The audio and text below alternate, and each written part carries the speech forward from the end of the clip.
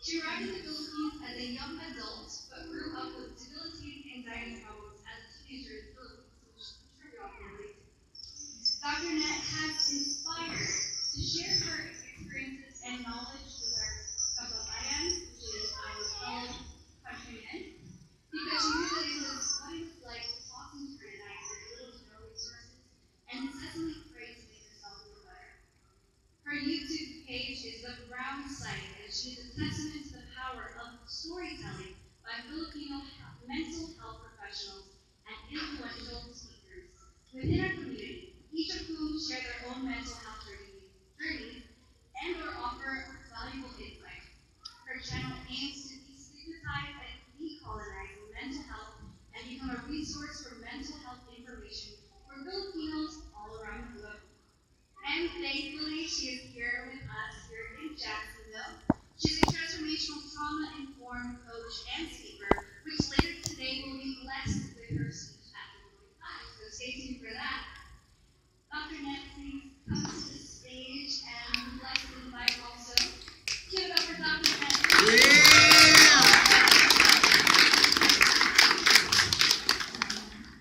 Now, I'd also love to invite the performers and the panelists and artists that are going to join us for this panel discussion. Please take a seat here.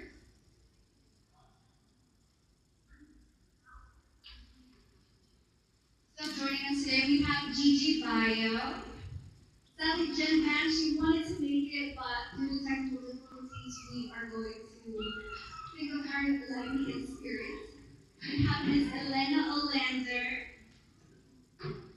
followed by Vera Crostet, Caroline Cordero Campbell, Miss Camille Faustina, hey girl, hey.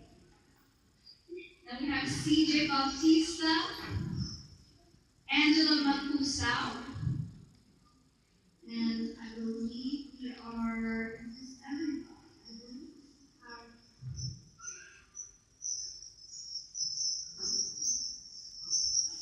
Well, I will be joining the panel, and we'll also be passing the slides around. Grace Spire will also be part of the panel, and I believe that is all that we have.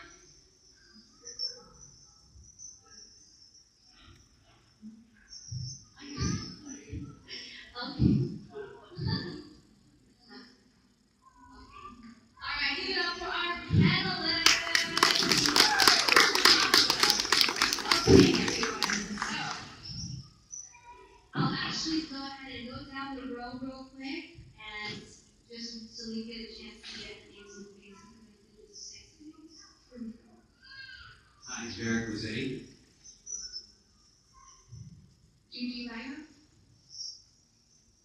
Angela Macusa, Carrie Don Carrero, Elena Owen,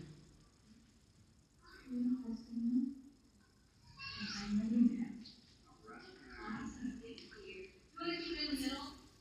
What we'll do is just go through the question, and whoever feels called to speak first will go ahead. Okay, hold on a sec. All right, so our first one is, how does your Filipino cultural heritage influence your artistic expression? Are there specific elements of Filipino culture and traditions or history that you find yourself drawn to in your work? Well, since I'm holding it, I just go first so I have a breathing space. I wrote a little chapter about this, but I wanted to be concise. I don't really know regarding everybody's upbringing, but I had the experience of growing up in a Filipino church. And so every Sunday I was surrounded by community. And every special church holiday turned into not just the potluck celebration that we know, being Filipino, but also the fashion show. And I think rides with a lot of our Southern Sundays best, so we have our titas and titos out in there, Filipina, our regalos, and it also helped that my grandmother was a seamstress. So part of my upbringing was fabric shopping, taking that aesthetic and the ability to say, hey, you know what? Even if you don't have money, we can make something happen. I think that's an aspect of culture influenced by vibrancy. Little did I know, my fourth grade dream was to have a fashion designer when I grew up, landed me in Manila at Philippine Fashion Week, realizing there was a really big surge of industry, talent, and even education. So there was an opportunity for me to study at school of fashion design in Makati, which is the business district. And so from that just little jolt, I had the opportunity to one pursue my childhood dream and marry that with that kind of deep longing to explore my dreams. What I thought was going to be 6 months, little semester study abroad turned into 10 years. So from fashion, I transitioned to radio, television, and film. And so I will say that deep um, care and creativity definitely shaped my entire artistic career.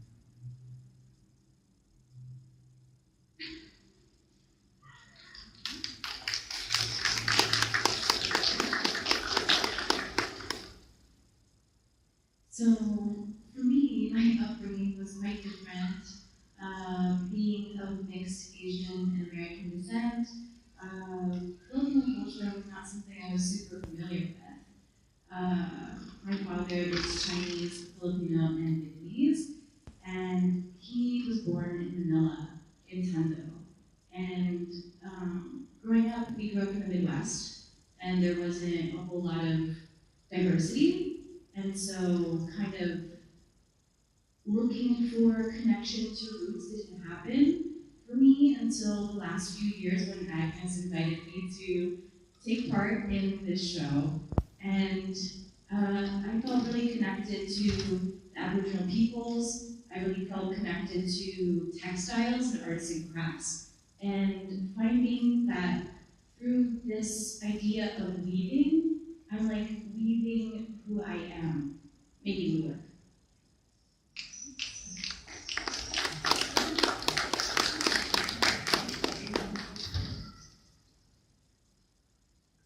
I introduced racist athlete. For me, incorporating my culture in my work has been like a really, I don't want to say dark, it's not dark, but like a deep healing and unraveling and becoming and like bringing all that together. So for me, I started learning more about weaving and embroidery maybe like, during my healing journey. And for me, it was like a heartbreak that actually brought me to healing, and it brought me back to my roots too. And for some reason, it started moving into my artwork, which is why it's on display upstairs. But like part of my journey is being nomadic and being, feeling like you don't belong anywhere, and trying to figure out how to like bring yourself back there, be balanced and grounded. And like learning about my roots is what really grounded me, because a lot of my artwork is very chaotic and exciting. Bringing the Philippines back in there is what really is making me be slow now and like being very pessimistic and just close my eyes and like that's my heart more. And that's on exhibit now. It's like accumulation of all the things and like really learning about all the great mountains. They're all part of history too. So yeah, I look at textiles, like we were saying about textiles, I look at too. I'm also an embroidery artist, and that's why I started to take up the embroidery in my work, because that's in my blood too. And I didn't really realize that. I kind of stumbled on it in art school by accident. So I studied in fashion media, and I took one class there before I graduated, which was service design, and that's the one that kept me in my career. I'm still pretty fashion. Been in it for over 18 years now. Yeah, the embroidery is like killed me a little bit when I started talking about it, because I learned on my 40th birthday that my great Lola was also embroidered. She also does nutrition and this whole time I just thought, oh, I'm just good at it. No. If you really dig in your heart and your gut, the answers are there. And that's what I found out too, and I really just thought I was just that your answers are always with you. We're just waiting for you to listen. And that's what happened for me. I think I talked too much. That's it. Thank you.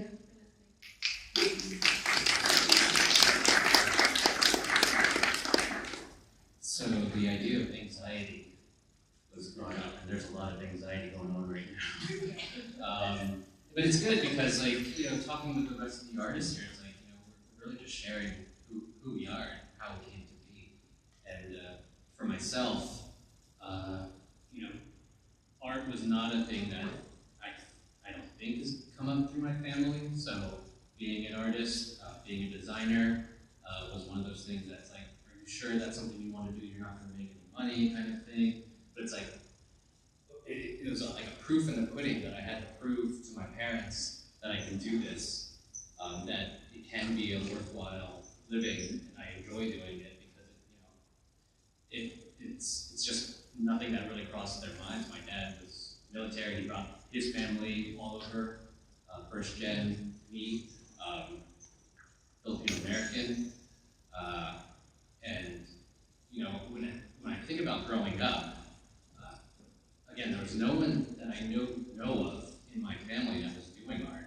But then, my dad built a lot of things. He would sketch, like, plans, and it's like, that's got to come from someone, because he would sketch out before he would build something, and I, as a designer, would sketch out before I designed something, or paint, sketch out the idea. So, in a way, he inspired what I do.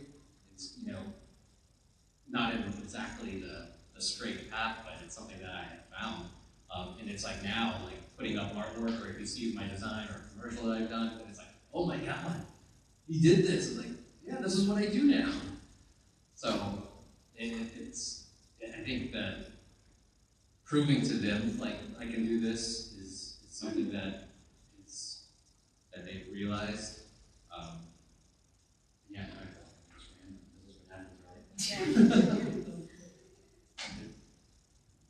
Hello, Angela?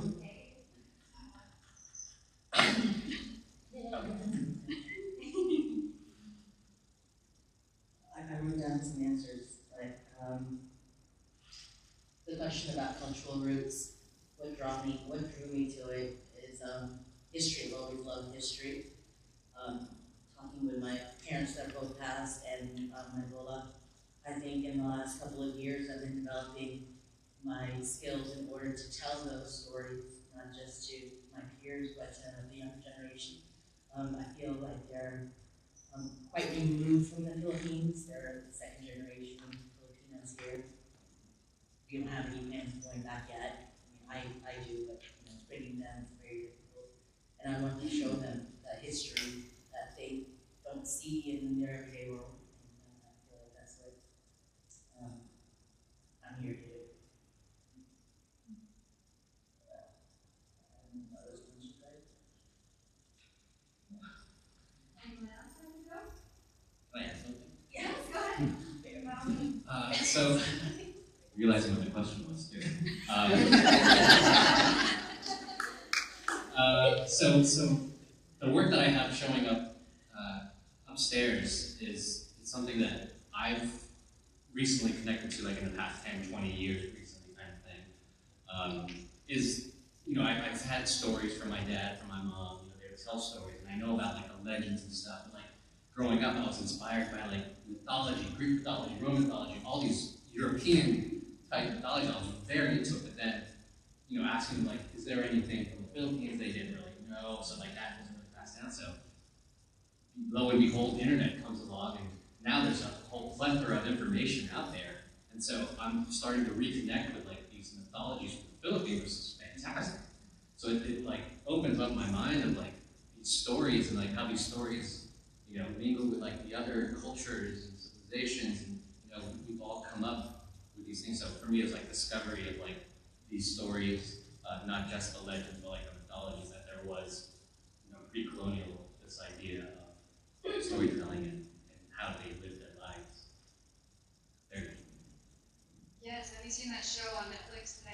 Yes, That love one that. rocked my world. Yeah. If you haven't already seen it, it's a Netflix original based off of these comic books called Trece, and it's so cool because you see these modern day situations, but then they also have ties to mythical beings. Mm-hmm. So that's so cool. Yeah. Also, Miniatures.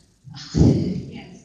Also, I'd like to actually hand the panel over to Dr. Net. She'll be the person guiding us, asking questions, and kind of like going through this. So just go ahead and I'll let her take over.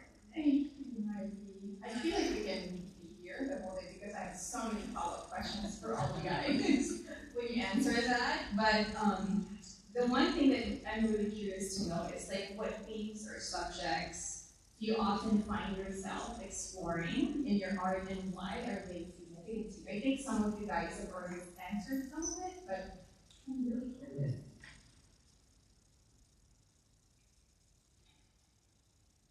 Oh, don't be shy.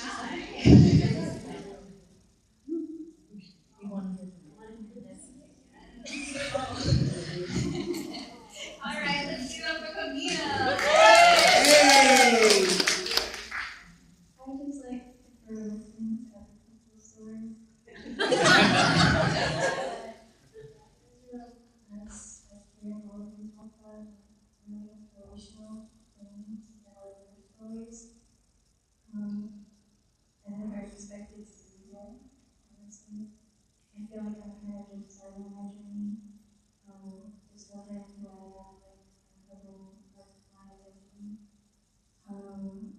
Connecting with my Filipino roots is something very recent to me. Growing up, I didn't really feel like it was part of my identity, and I didn't really know much about it. So discovering like looking for the Jackson world is like in like a whole different world. I'm grateful to be a part of it. As for like me, for my art,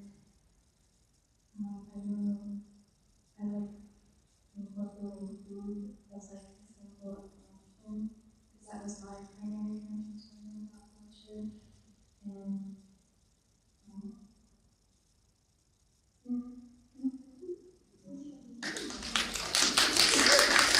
I have a follow-up question for her because like her artwork was actually like very striking to me.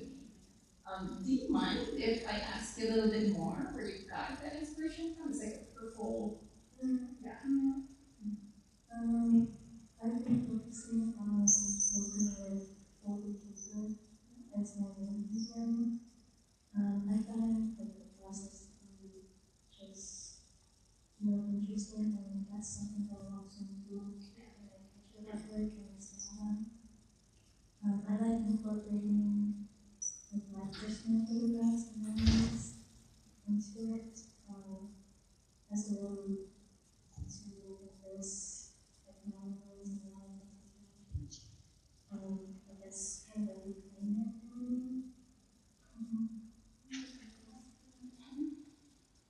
Any other?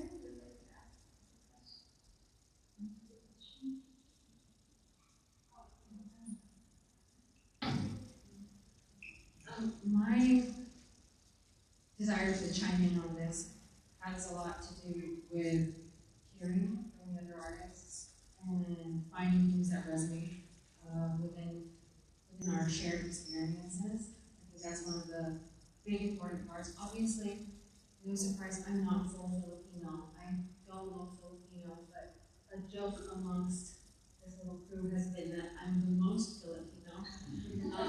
Because I have had this, it's an unusual track in my Filipino church. I did growing up in Mistisa. It's a little bit unusual. And so having both parents bring that in, you take a lot of what our culture is and you take for granted it's just kind of what we're home with. But then I was always kind of the odd one out. Just doing photos in the hype areas. Just you have that sort of black sheep feeling. And I realized that across the whole cultural dialogue, we're talking very openly now about minority, sense of minority, I did something ridiculous, which was go to another country and become a minority there, and spend a good amount of time proving that I was actually just Filipino as well. And that journey was very interesting because then every interaction across the span of a decade, I could see people treat me one way, thinking I was foreign, treat me another way, realizing, ay, parang pala siya, you know, Filipino pala siya. And so then flipping that again and coming back here, being among this crowd and feeling fresh off the boat. I've literally only been back in the States 2 years. If you can imagine all the changes happening in society and technology. So one of my big themes is returning to question what it is about our cultural identity that we really truly think defines us. Going through the process of realizing my Ilonggo home in America, transferring to my godfather's house where they speak a totally different dialect. I thought I was prepared. I was like, I understand the thing of Filipino, but I get there, they're speaking a different dialect. I might as well have gone to Vietnam. And so realizing that they're within our nationality is a wild amount of diversity. And going through and isolating that and recognizing it, and I feel like in answering some of the questions that we were prepared for, I have this kind of underlying sense that, I'm going to be the villain on this panel where we're supposed to be talking about KAPWA, ourselves, and the other, and we're sharing, and we have this kind of nice, cheery disposition of what Filipinos as a country are about, how we get together, even the characteristics that we share, but then also realizing that there's so much more complexity to that across the regions, imagine 7,000 different dialects. Your words shape your mind. And so through a lot of my work, I am examining those roots of the language, not just Tagalog, not just Filipino, not just our Ilonggo dialect, Visayas, the southern regions, but how they connect outside of the Philippines, Indonesia, Malaysia, their cultural lines and languages that cross the entire region. So it's like seeing yourself as part of the bigger whole, part of the bigger whole. So that's where I think that this right here is just KAPWA defines that consideration of a theme, whereas in my entire career, well, a good chunk of it, I was in the Philippines creating art as an artist among Filipino contemporaries. I was never put in a position of thinking, is this Filipino enough? Am I sharing? You just were. So now being returned here and being asked to be some kind of valuable input to the experience, it's definitely a different thing. And so I think that's something that I definitely appreciate of what we're doing. So that has always been it. It's that identity reflected back, who you are by yourself, who you are with others, who you are within your community, and so on.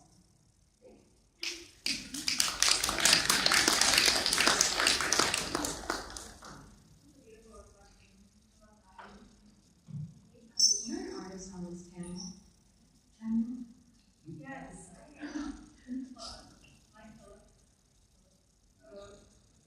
Use this, it's a little low. I feel like it sounds better. Well, I love what you said about how words really shape your mind. And there are so many words, like when I learned Tagalog, I learned just by watching TFC before they had subtitles. And when they had subtitles, I was like, hold on, this is not right. Like, y'all are missing something, it could have been simplified.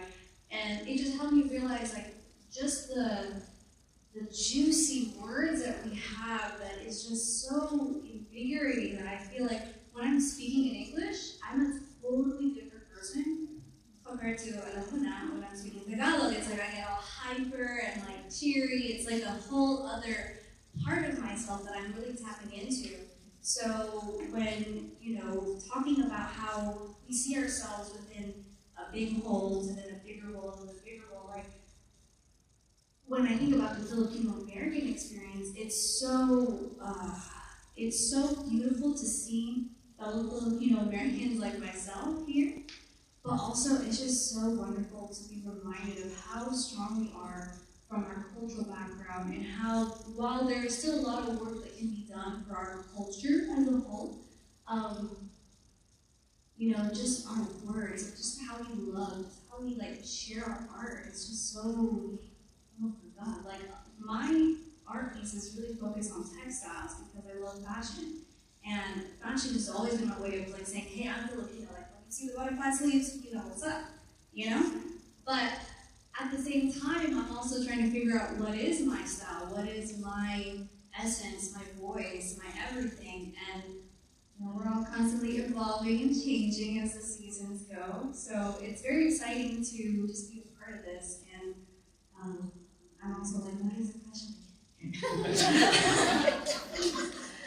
Yes, as an artist, I can talk all day about art.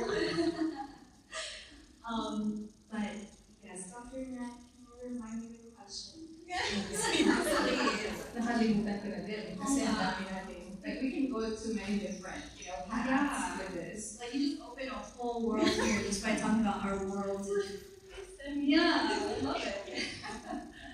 I don't know if the others, do you want another question or do you want to kind of Sure. go through that question?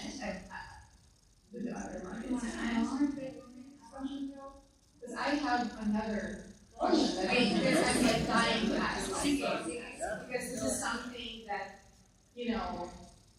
as artists in our community, what are the biggest challenges and how have those challenges shaped you? I got you as an artist. Well, I'll speak for myself here, and I think you can all relate. Crowd mentality, I think, is a huge one. And if you're not familiar with what crowd mentality is, it's essentially picture like crabs when you're trying to put them in the pot to get cooked.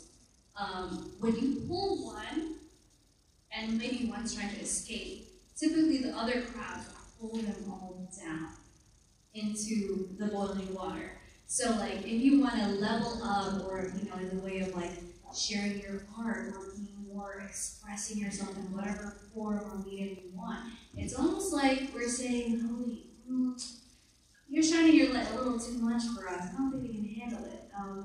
I've actually seen that a lot with my own mother. I don't know if you know my mom, Lily Chavez. It's incredible when I see what she does as a philanthropist, sending food boxes to the Philippines. And yet, I'm intrigued to see people having that mentality of like, oh no, you're doing something amazing, but then it's just like people be acting a different way, and it makes me feel some type of way. And I don't ever want to judge a person just for simply judging another person, right? Like there's always going to be something, and I wonder like, what is it in the deep root about it? Because the thing that oh my God, this is huge.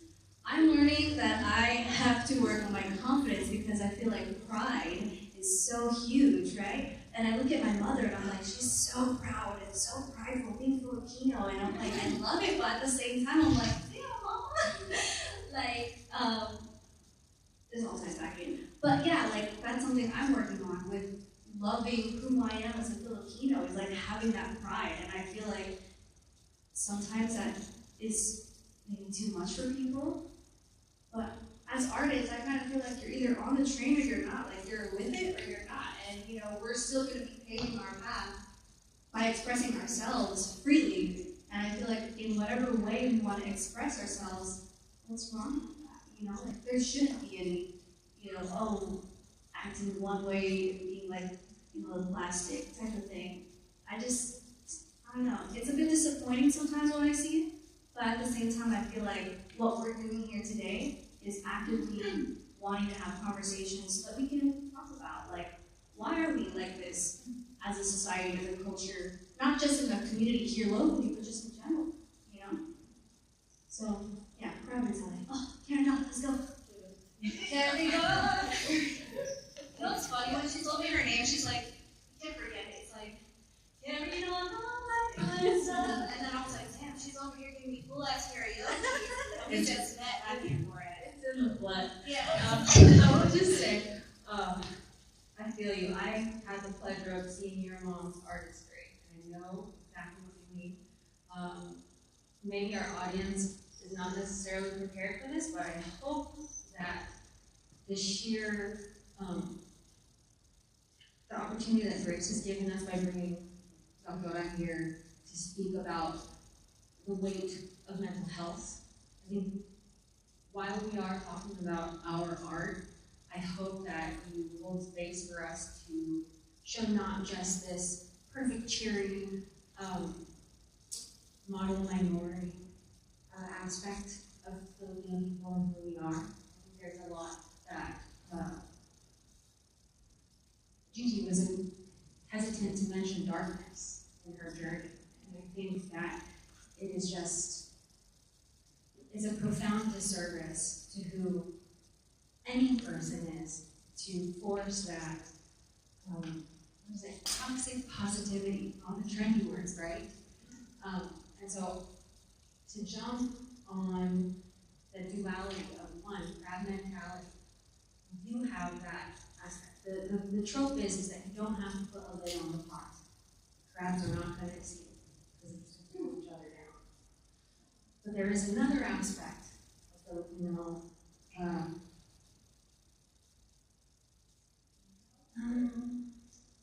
how we identify with each other, and how we can sit there and be so proud to say, did you know Enrique Iglesias' mom is Filipino? That right there is us. That is you know, like, we can sit there and we can take the best of what anybody has and attribute it to the strength of our character as a culture. And yet, there's a moment where the moment that it becomes uncomfortable for us, so easy to distance. It is so easy to delineate and say, and if it's not for you, it's not for you. Another, going back to the word topic, languages, there's a word in Filipino, it's a trait. It's another double-edged sword, it's called pakikisama. Sama means together, right? And so one of those things is your camaraderie, to get along. The nice version is to get along. The dark version is to give a part of yourself in order to let the flow go along. Being amicable to the situation. Now, on one hand, it's positive, on the other hand, it doesn't seem very great, but at the same time, that is one of our strong traits that has allowed us to basically infiltrate the planet. One of the things that we say is that the biggest global import of the Philippines is Filipinos. You will find them in every country on the entire planet. And that ability to pakikisama, to go along, to get along, is what helps us. We don't have that need to insulate ourselves among our own kind. We speak excellent English. It gives us an edge. It gives us this essence of espionage, where we can just go out and, seeing the Filipinos you know at work or at the road, they're all nice. They're all lovely, right? We all like Filipinos, and